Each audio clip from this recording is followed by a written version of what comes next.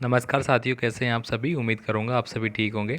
तो वार्षिक परीक्षा 2022-23 क्लास 9th के लिए एसएसटी का जो पेपर है वो इस वीडियो में हम आपको बताने वाले हैं। तो दोस्तों आपसे रिक्वेस्ट है, आप चैनल पे नए हैं तो प्लीज़ चैनल को सब्सक्राइब जरूर रखें और वीडियो को एंड तक आपको देखना है। तो दोस्तों बहुत सारे क्वेश्चन है वो ऐसे के ऐसे रिपीट हो रहे हैं, तो जो भी पेपर आपके हो रहे हैं वो आपको देखने इसलिए है क्योंकि इन्हीं में से आपके पेपर रिपीट हो रहे हैं, तो काफ़ी क्वेश्चन आप अटेंड कर पाएंगे और ईजिली आपको पास होने में कोई दिक्कत नहीं होगी। तो चलिए यहाँ पे मैं स्टार्ट करता हूँ। सबसे पहले क्वेश्चन देखिए, आपको जो पूछा जा रहा है, द सोशल कॉन्ट्रैक्ट नामक जो पुस्तक है उसके लेखक कौन है। तो इस पुस्तक के लेखक आपके रूसो हो जाएगा। ऑप्शन नंबर सी आपका सही आंसर है। किस राज्य की सीमा पाकिस्तान से नहीं लगती है। तो अगर हम बात करें यहाँ पे इस प्रकार से, हमारा जो नक्शा है यहाँ पे हमारा पाकिस्तान पड़ता है, ठीक है। तो पाकिस्तान यहाँ पे पड़ता है, तो सीधी सी बात है पंजाब भी आएगा, गुजरात भी आएगा, राजस्थान भी आएगा। हरियाणा है वो टच नहीं करता है, तो ऑप्शन नंबर हरियाणा वाला आपका सही आंसर हो जाएगा। डेमोक्रेसी शब्द है वो किस भाषा का है, किस लैंग्वेज का है। तो डेमोक्रेसी शब्द है दोस्तों वह यूनानी भाषा का है, तो ऑप्शन नंबर बी आपका सही आंसर हो जाएगा। नेक्स्ट देखिए, अगला क्वेश्चन है, भारत में सर्वाधिक साक्षरता दर वाला राज्य कौन सा है। तो ये केरल है। ये प्रश्न भी आपका रिपीटेड है। ब्रह्मपुत्र नदी को तिब्बत में किस नाम से जानते हैं। तो इसको अपन सांगो नाम से जानते हैं, तो ऑप्शन नंबर ए है वो आपका सही आंसर हो जाएगा। आपसे रिक्वेस्ट है वीडियो को अपने दोस्तों को भी शेयर करें ताकि वो भी इंपॉर्टेंट पर्सन है वो देख सके। इसके अलावा बहुत सारे विद्यार्थियों का भी स्वास्थ्य एवं शारीरिक शिक्षा का पेपर है। कुछ देर में दोस्तों वो पेपर भी आपको अपलोड कर दिया जाएगा, जिसको आप पढ़ लेना। वेरी वेरी इंपॉर्टेंट है सारे।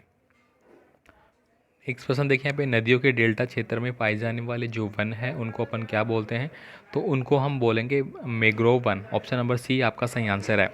2011 की जनगणना के अनुसार बिहार जनघनत्व कितना था। तो सबसे ज़्यादा जनघनत्व तो नहीं था, लेकिन यहाँ पे जनघनत्व बिहार की बात करें तो वो था आपका 1102। अब यहाँ पे पिछले एक पेपर में दोस्तों पूछा गया था कि सबसे ज़्यादा जनघनत्व कहाँ का है, वो डायरेक्ट पूछा गया था, तो वहाँ पे आपको बिहार लिखना था। भारतीय वन सेवा की स्थापना है वो कब की गई थी, किसके द्वारा की गई थी। ये भी पर्सन रिपीटेड आपका, तो ऑप्शन नंबर ए हो जाएगा, ब्रिडेंस की, ठीक है। 1966 में उन्होंने की थी।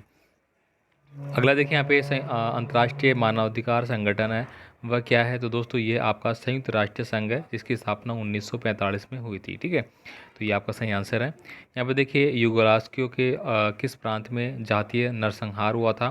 परवेज मुशर्रफ ने सन को पाकिस्तान का तख्ता पलट दिया था। तो यहाँ पे दोस्तों उन्होंने तख्ता कब पलटा था, तो 1999 मतलब 99 में पलटा था। नेक्स्ट क्वेश्चन देखिए यहाँ पे, अमेरिकी नौसैनिक ठिकाने जापान ने द्वितीय विश्व युद्ध में हमला कर दिया था। नेक्स्ट देखिए, धंगर का जाना माना चरवाहा समुदाय है वो कहाँ का है। तो ये रिपीट होगा दोस्तों, ये आपका महाराष्ट्र से रिलेटेड है। स्वर्ण जयंती ग्राम रोजगार योजना का आरंभ किस सन में किया गया था। तो 1999 में किया गया था।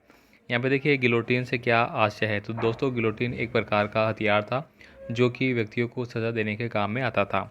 सार्वभौमिक मत अधिकार से क्या तात्पर्य है। तो सार्वभौमिक मत अधिकार का मतलब होता है जिसमें कि सभी व्यक्तियों को समान रूप से अधिकार दिए जाते हैं। किसी भी कार्य का, मान लीजिए किसी की जाति पाति, ऊंच नीच या फिर धर्म या फिर मूल वंश के आधार पर उनसे भेदभाव नहीं किया जाता है।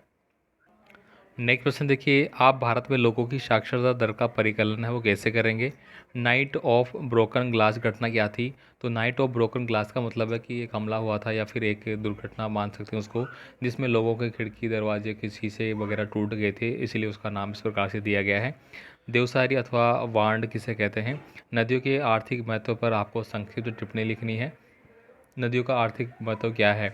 आर्थिक का मतलब हो गया कि आर्थिक दृष्टि से इनकम का सोर्स, तो नदियों का बहुत इम्पोर्टेंट इसमें रोल होता है। भूमि मापने की मापन इकाई का संक्षिप्त में आपको वर्णन करना है। हमें संविधान की क्यों आवश्यकता है। दोस्तों संविधान की आवश्यकता इसलिए होती है कि किसी भी देश की जो व्यवस्थाएं हैं, जो भी आपकी कानून व्यवस्थाएं हो गई, जो भी आपकी व्यवस्थाएं होती है कुल मिला के, उन सब का विवरण संविधान में उल्लेखित किया जाता है और उसके आधार पे है वो शासन व्यवस्थाएं की जाती है, इसलिए हमें संविधान की आवश्यकता पड़ती है। संक्षिप्त में आपको टिप्पणी लिखनी है काल वैशाखी। दोस्तों ये काल वैशाखी आपकी पश्चिम बंगाल से है, जो कि सर्दियों में धूल भरी जो आंधियाँ वगैरह चलती है उसका ये है। मावट, मावट क्या है दोस्तों, पश्चिमी राजस्थान में जो बरसात होती है। अभी आप देख पा रहे होंगे पश्चिमी राजस्थान मतलब हमारा जो इलाका है पश्चिमी भारत में, राजस्थान का इलाका आता है। तो अभी आप देख पा रहे होंगे एक दो दिन में पहले भी बरसात हुई थी। तो ये जो बरसातें अभी चल रही थी लेट तक मार्च में, ये क्या थी, आपकी मावट है, पश्चिमी विक्षोभ के कारण होती है। मानसून विराम, दोस्तों मानसून विराम किसे कहते हैं? मानसून की परिस्थिति के आधार पर डिपेंड करता है। भारत में चुनाव सुधारों के लिए कोई 3 सुझाव आप बता सकते हैं। इसके बाद देखिए, पालमपुर में बिजली के प्रसार ने किसानों की किस तरह से मदद की थी? समाजवाद की कोई 3 विशेषताएं बताने हैं। तो दोस्तों ये इंपॉर्टेंट प्रश्न है, सारे जो अभी रिपीटेड चल रहे हैं आपके परीक्षाएं जो लग रही हैं उनमें। तो आपसे रिक्वेस्ट है कि इनको आप ज़रूर पढ़ के जाइए, यहाँ से आपको बहुत हेल्प मिल सकती है। बहुत से विद्यार्थियों का कमेंट होता है कि हमारे पेपर में प्रश्न, पूरा पेपर ये तो आया ही नहीं।